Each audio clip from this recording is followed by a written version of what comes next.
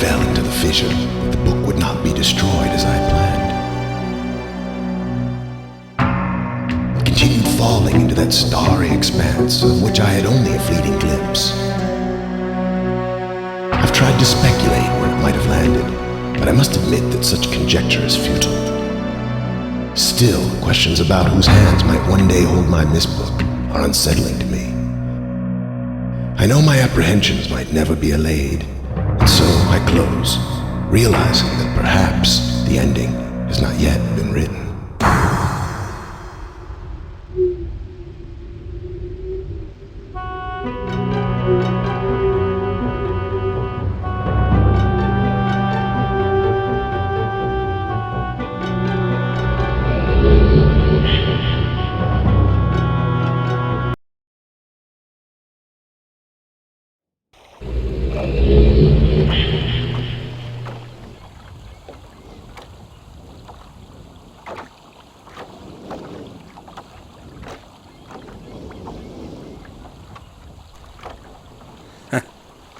And there it is. This is, as the title screen said, Real Mist Masterpiece Edition. So this is a completely remastered version of Real Mist, which is a full 3D rendering of the original game, with free movement controls, as you saw there. Briefly, I can sort of go wherever I want up this hill. Okay, so I can't go up this hill. I can run, or I can walk. Ooh, a little laggy. Got a flashlight that I can guide with my mouse, and freely click around on things that I want when I need to. Before we go any further, I would just like to take the time, come back here at the beginning of the dock, and just discuss why I'm here and what this is about. Of course, Dad, this is Father's Day.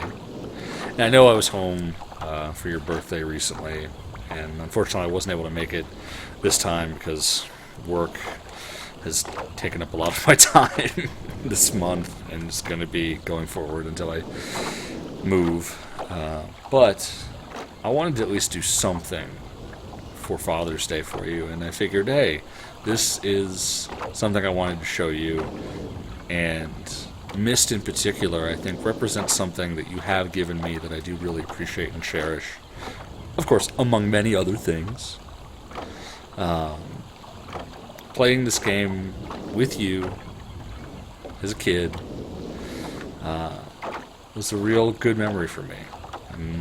And though at times when we would do things like this, I would maybe get impatient and be like, oh, we gotta go over there, when you just wanted to sit and take it all in. Well, I apologize for that, but ultimately what this game I think represents for me and sort of my relationship with you and to you as your son is this interest and desire to solve puzzles and to solve problems. And I think one of the things that has served me so well thus far in my life, that I've particularly come to realize over the last couple of years, is how my desire to solve problems and puzzles has led me to approach the prospect of graduate school and of being an educator. Because to me, taking a concept and teaching it to someone is solving the puzzle of how to get them to understand this thing that I understand, and to bring to them this new knowledge and information they wouldn't otherwise have. Which is, of course, fulfilling in its own right because I'm spreading this wonderful information, but also it's this challenge to myself to unlock someone's mind, if you will. And it's a metaphor, and it kind of works, and it breaks down at some point, I'm sure, but regardless, in a way, it all comes back to Mist Island. So, I love you very much, Dad, and over the next little bit here, I'll play through this game. I won't obviously beat it, and I might find myself struggling with the puzzles. A couple years ago, I went back and played through the Myst Masterpiece Edition, which was standard Myst, but somewhat remastered and updated. So I haven't really played through the real Myst version, though it is the same. It's just, again, this open movement. So, but I'll try to play through at least one of the worlds. I think we might go for the Mechanical Age, but we'll see. We'll see what happens. So, preamble over. Let's get down to misting. Let's see. Well, first things first. We got to go down here. Ooh, that's a nasty texture. Yeah. Oh, the lighting's much better when you come down here. And yeah, just the sounds and atmosphere of this game were always so great, inspiring little memories. Ooh, what's this button do?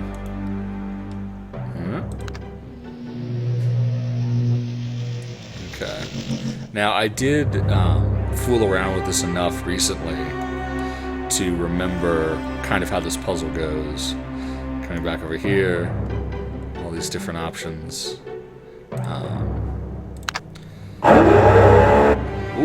But what we need to do isn't here yet. I don't know if you remember, but I do. Gonna hustle back up to the dock,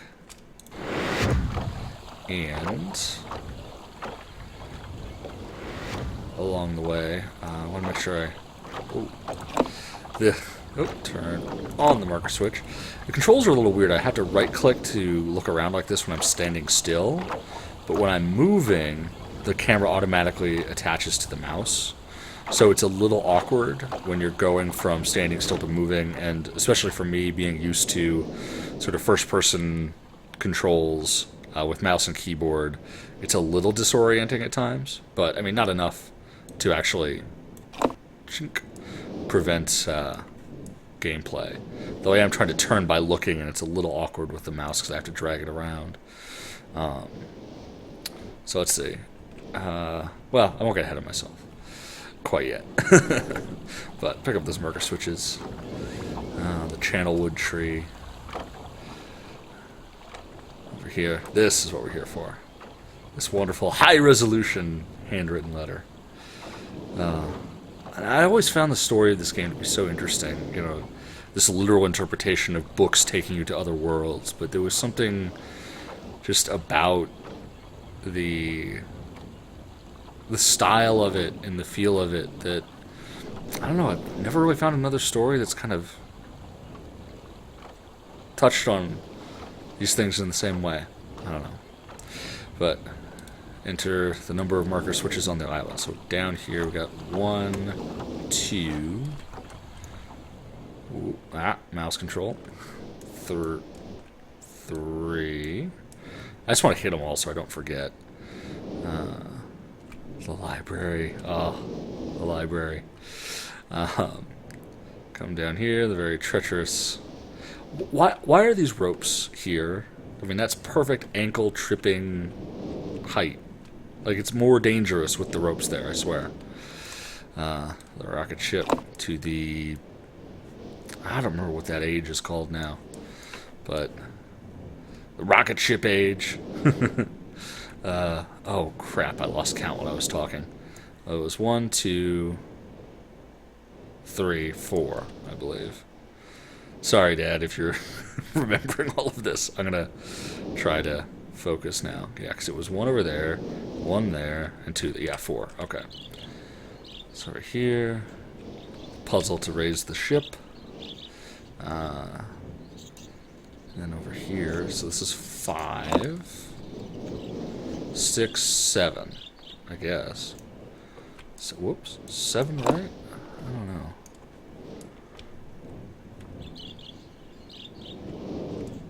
Now, I can't go there yet, obviously. So that's 1, 2, 3, 4 over there. 5. I missed this one. Whoop. 6. and then... Wait, 7. 8. Okay, it's 8. Right? I'm gonna go with 8. Wait. I'm not confident anymore. 1, 2, 3. 4 in the corner there, by the rocket ship. 5, 6, 7. 8. 8. Okay. It is 8. We will do 8. I also recently, down the hill, watched someone else go through and play like the first, or try to sort of stumble their way through a bit of this, and they ended up going to the stone ship age. So I will not do that one. I will do the mechanical age. Okay, so the number was 8. So we'll go here. Oops, 8. And there. And hopefully... Yeah, okay. I think when I was at home last, I'd mentioned this. Like, I mean, as you can see, a lot of the textures in this game are still pretty rough. And maybe could use some more love and care. But what's really rough is this video.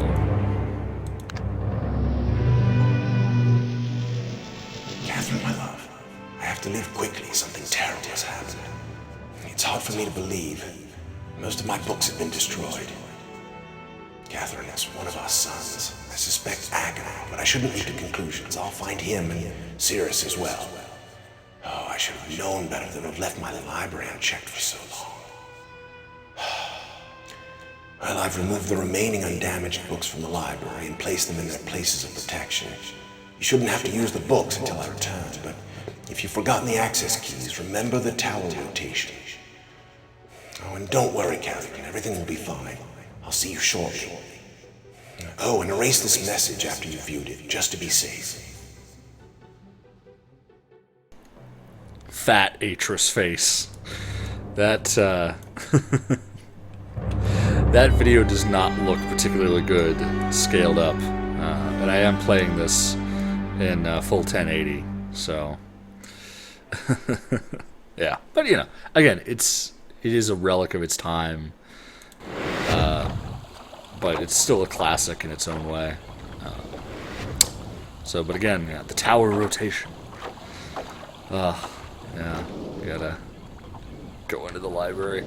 And okay, so there's another thing I wanted to talk about with this that I encountered the last time I came back to play this game a couple years ago, which was this game scared me a lot as a kid, and some of that still is with me now. Though I think it's better that I'm in this context of like talking through it because there's this sense that someone else is here with me. But there's something about so many memories, affinity for this. To me, this is a very 90s sort of room. This particular sort of wood texture, to me, just reminds me very much of the 90s and sort of 90s business stuff. But, I mean, okay, so this game scared me. And it's aside from the fact that, you know, particularly Cirrus and Agonar, I think. I mean, you know, him being crazy and he calm and scheming. This game scared me, and Riven as well, through the sense of isolation and defenselessness that you had. I mean, the game wasn't violent, and you could never die, but that sense of I'm here all alone, I'm in a place I don't know, and the people that are any other people I contact or come into contact with either, you know, treat me as a complete and fascinating stranger, particularly in Riven with the Denis, or treat me as potentially an adversary, as the two brothers do, or as Gen, I believe, Atris's father does in Riven. So just sort of being in this place where, you know, in a game where there are no mechanics with which to defend yourself, even though the game itself does not attack you, I just for some reason felt so isolated and so you know, unsafe, quite frankly. But let's go ahead and introduce the brothers again. Actually, I'll start with the red page.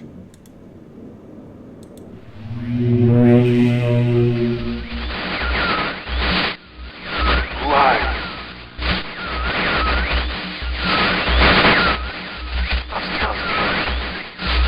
Bring me a red page.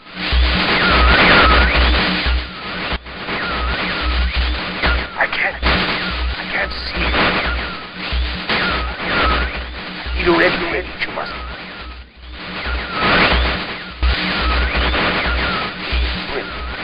I beg, bring. Shh.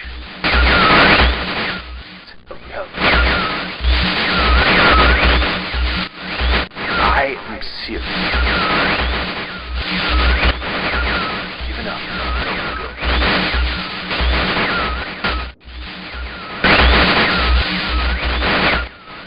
There is one thing I need to rescue. You must.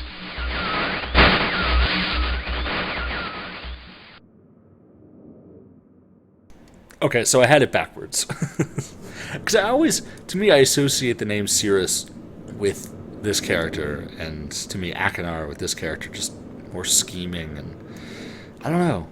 I always got those names backwards. Alright. And now the one who did freak me out, honest to God, as a kid, and still to this day.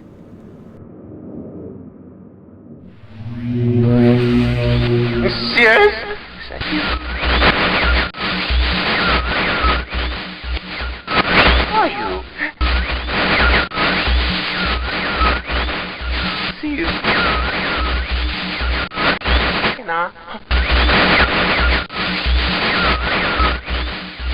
Help me. Bring me blue pages.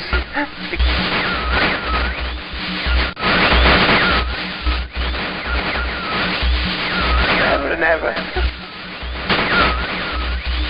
Pages.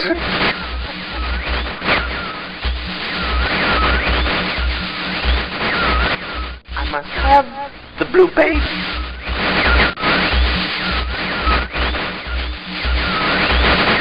Bring them to me.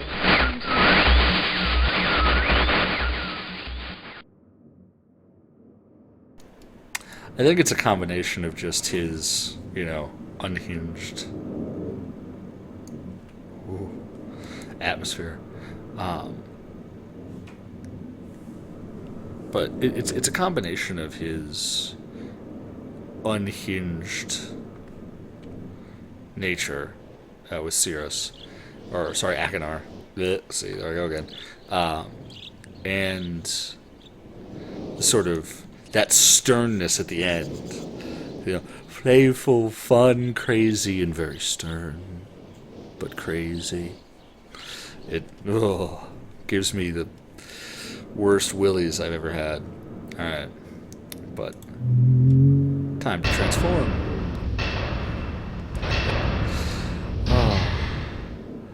Locked in. This. Not going there. End game. Yeah, I don't know if I'll get back around to beating this game again, but God, it's such a trip. Alright. Let's go up this elevator. Oh, we had to shut the door.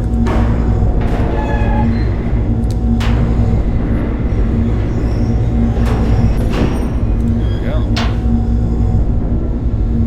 Oh wait, I didn't actually rotate the tower. Crap.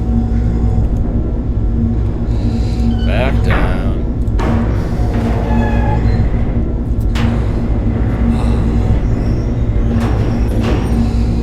And suddenly, alone in my apartment with my headphones on, I'm feeling that creepiness again. Oh, jeez. Alright, okay, so I'll go to the gear mechanical age. Rotate. Oh, wait, okay.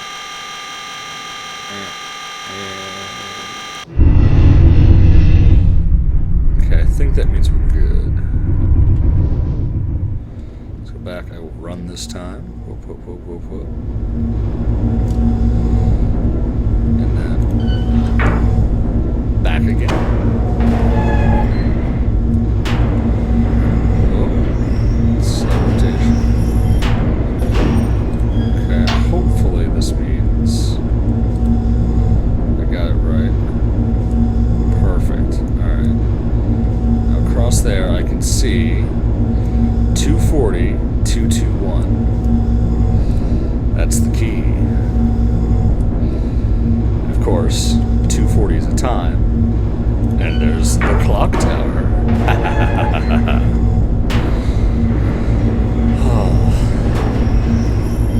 Alright, now I did solve this puzzle the last time I played this game. Let's see. Back to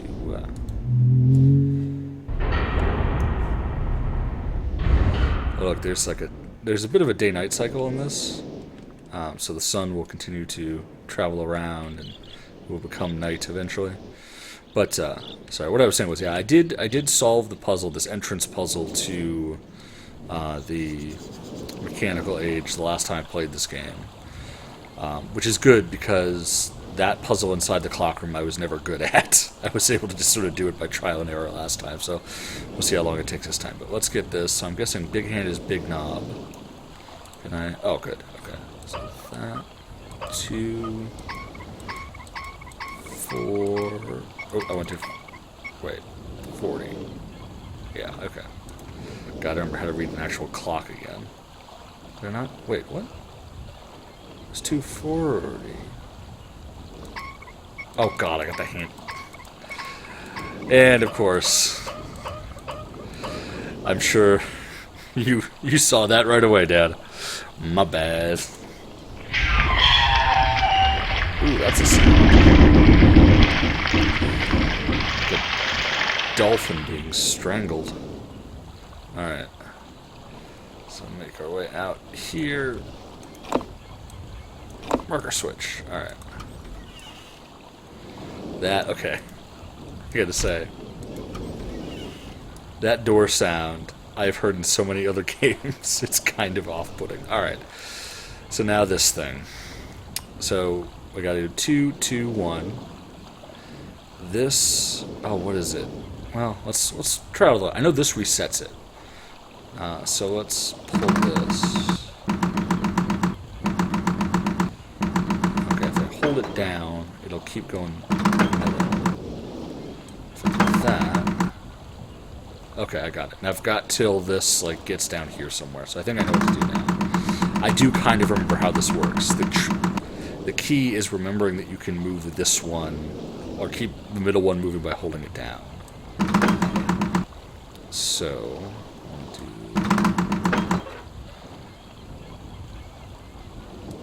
this. Yeah. Oh, I'm so proud of myself. That's right. Because the last time I was doing it, I was thinking that I had to get some like perfect combination, and it didn't occur to me until too late, really. At least in my estimation, it took too long to remember or to find out that holding down that second switch on the right would cause the middle one to keep spinning. So, this is good though, because hopefully that'll mean that it won't be too bad going back to the mechanical age, because this is kind of where I lose my memory of how to beat this game, or how to, you know, solve these puzzles. So, now this I remember, well actually, I'll be quiet while the best sound in games, perhaps, takes over.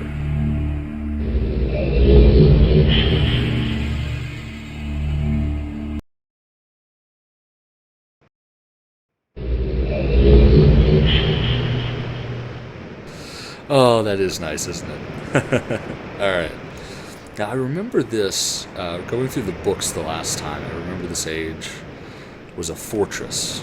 They came here, and I think the sky was cloudy, and it represented the danger that the people here faced from this invading army that would come with the storms. And so they built this fortress, repelled the invaders, and the skies became clear, but the land became flooded. Or the flood happened first and that led to the invaders or something. Either way, I remember this is a rotational puzzle. We'll see how it goes. Oh, the memories here. Yeah, and again, and partially it's this music too. I mean, and the lights, the lack of light. For some reason, every time I turn around, I expect there's going to be someone behind me. I don't get it. I really do not get it. I don't know why it is. But I guess it's just the atmosphere of this game. I don't know. Clock tower. Oh, I can look out the light. Or the telescope. That's a nice view, even though there's really nothing to see. Oh, and the crystals.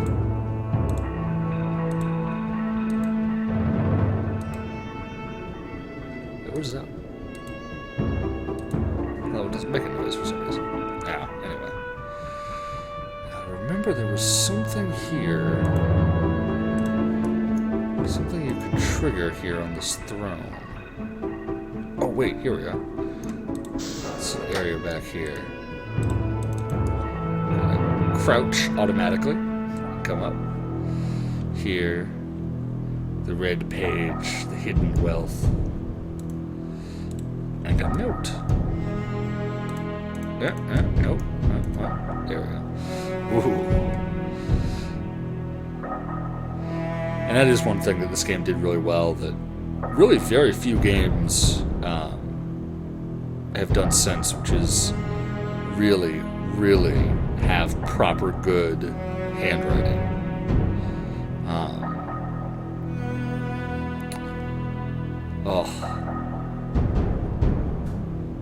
And everything about it, I mean, him fitting his words in awkwardly, the fatness and splotchiness of the characters, it is just...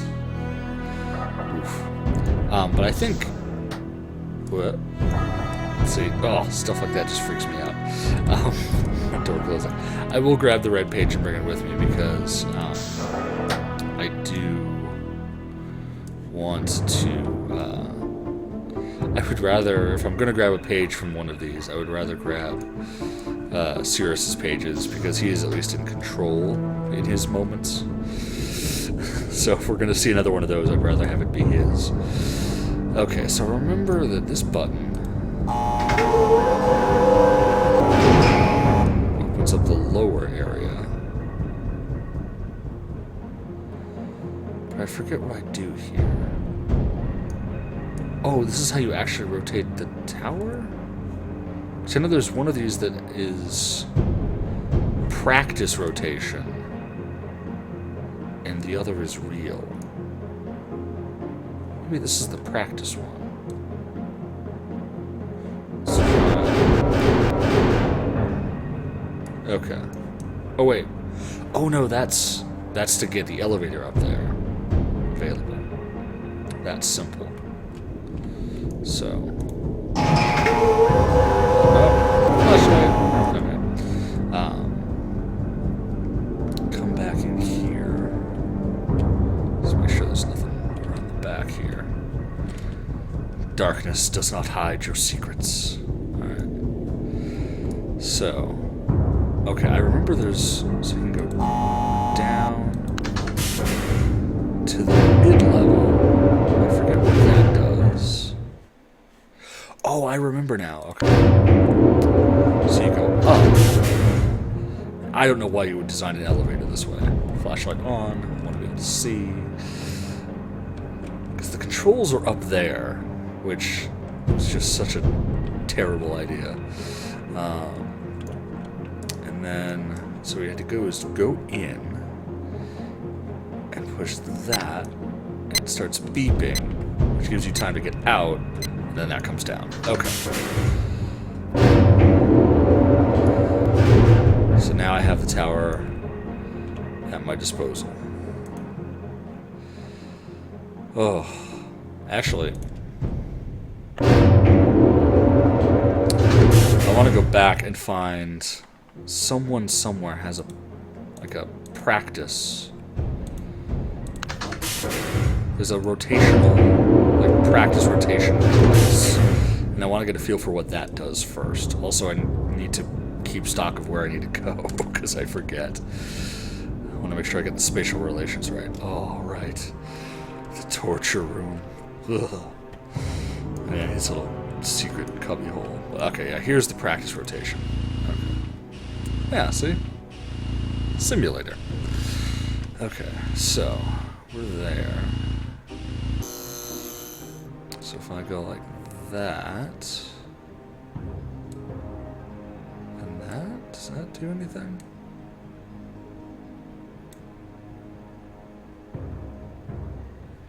What does this do? Oh, what? So that... Oh, does that select direction?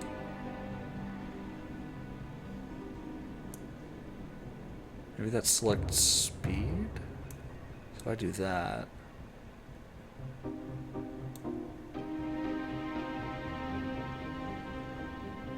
Okay, so that needs to be forward, and then lock it back. So that's throttle, and that's okay. So I'll back away from that. I gotta figure out where we need to go. Also, I remember those sounds correspond to the rocket ship age. Okay, so I want to get around to the first stop on the right, I guess. So sort of midway to the right. I think I might want to just see how long it takes to actually do that. So I think I'm just going to time it. I'm not really going to have a visual cue. Which I think is a big oversight in the design of this thing. Okay, so I put that all the way up. And then 2, 3, 4, 2, 2, 1, 2, 3, 4. Okay, so it's essentially 4 seconds, roughly. 1, 2, 3, 4. If I count that pace, that should bring me where I need to go. So let's see what I get.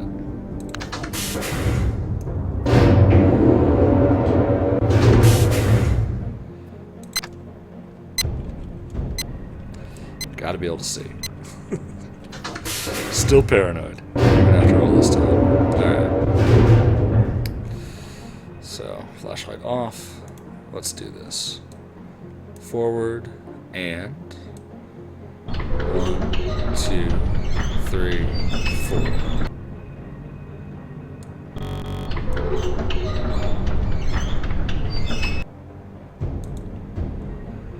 Okay. Well, I guess we'll see if that did what I wanted it to do.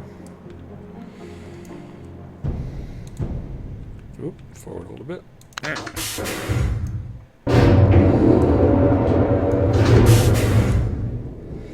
Okay. So, moment of truth. Which way was it? I think it was this way. Well, I guess it's a circular-ish fortress. It'll get me out either way. Oh, yes. Alright. Now, if I remember correctly, what I'm going to find here are some symbols. Oh, yeah, I don't need to go to that one, too. Okay. Symbols that will teach me... Ah, yes, these are the symbols I need to unlock the book. Okay. So what I'm going to do is take a screenshot. Is that not my screenshot key? Did I take a screenshot? Hold on, I gotta see if I took a screenshot. Screenshots. F12. Use screenshots? I don't have any screenshots. Alright. 12? There we go. Now I got a screenshot. Okay. And then So I got that. I know. It's so much easier these days. No pen or paper.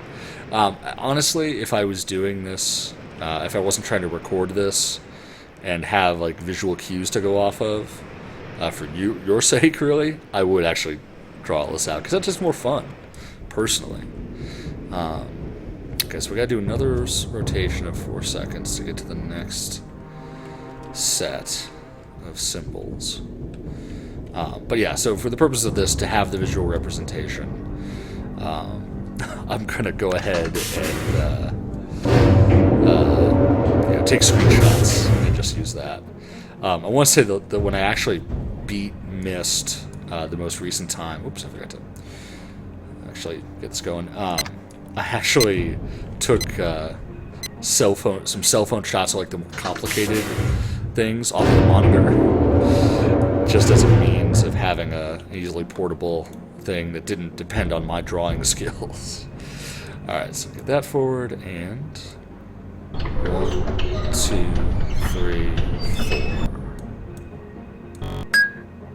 Perfect. Alright, oops.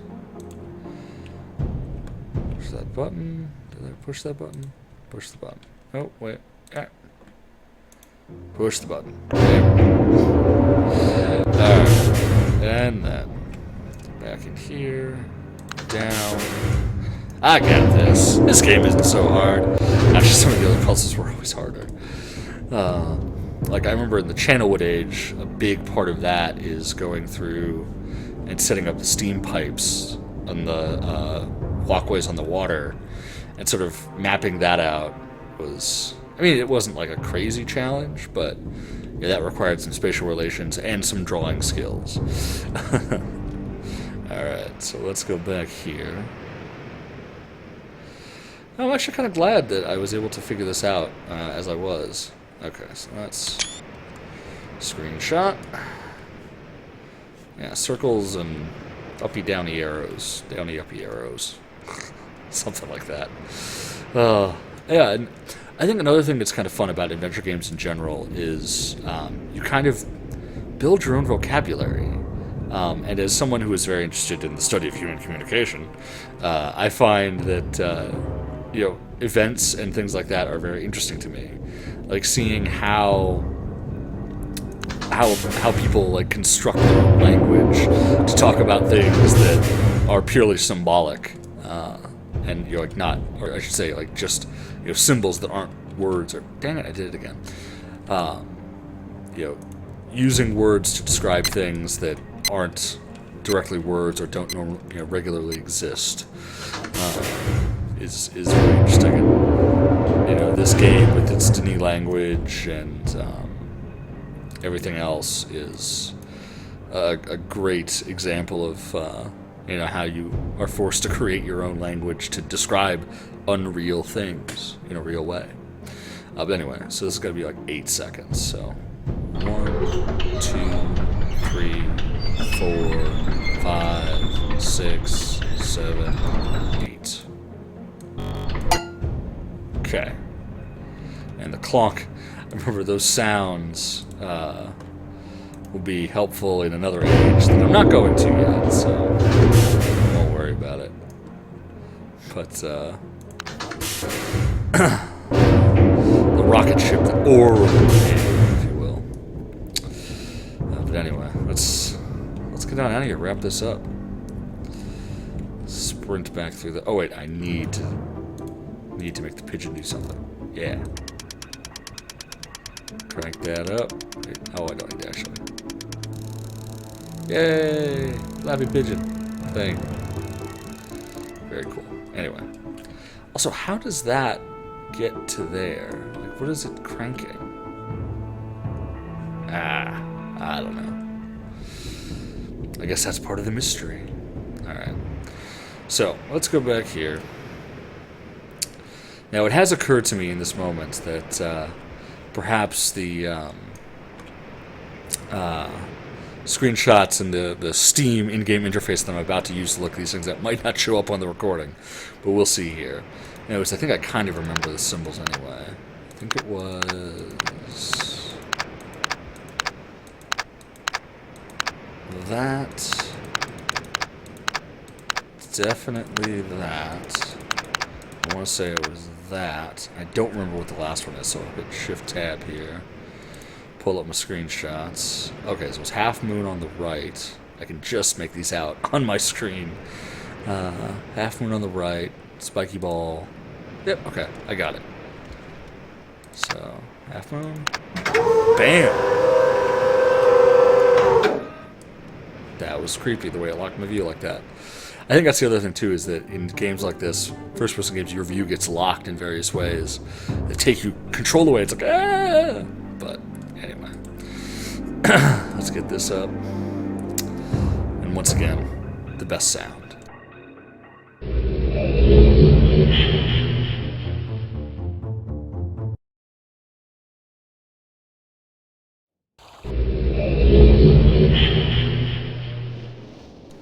I will always love that sound. Alright. And, let's give him the page.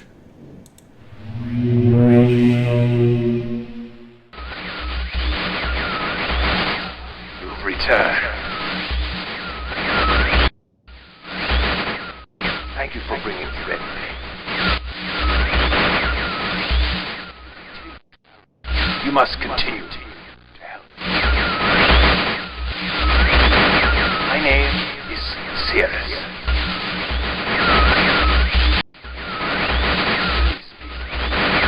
I beg you to find the remaining red pages. You must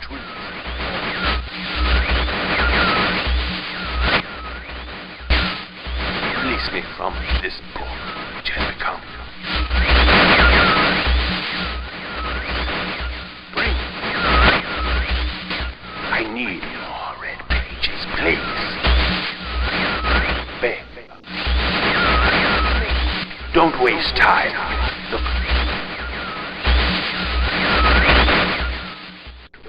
Don't.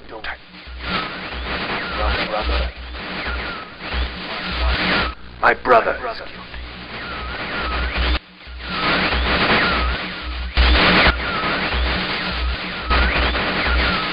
And I wrongfully imprisoned. Bring the red page to me.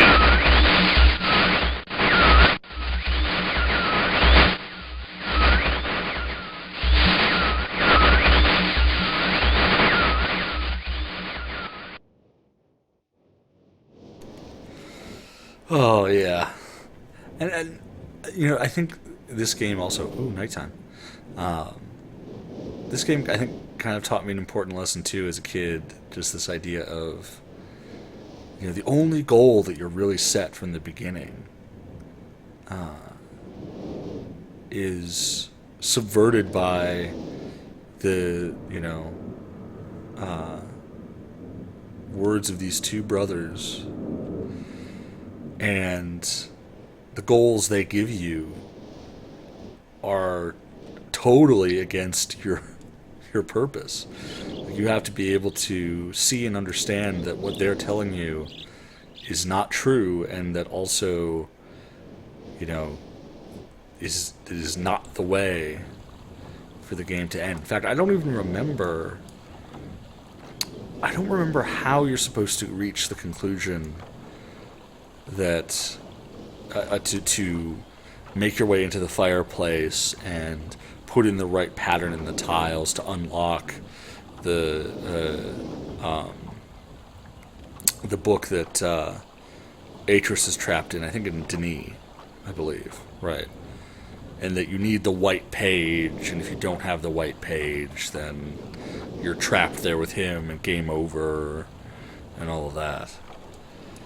I think maybe the brothers tell you if you give enough pages. Like, just before they would get the last page, they would say, you must get the last page. It is a white page. Oh, that's right, because they will tell you to go into the fireplace, guide you there, and then say, you know, the last page is there, and there's a white page and another book that you must not touch, or something. Or you have to find I forget exactly how it works now. Well, anyway, the point is, that's Myst, and again, Dad, happy Father's Day. directly or indirectly, thank you for my desire to solve puzzles. I love you very much, and I'll see you soon. Bye.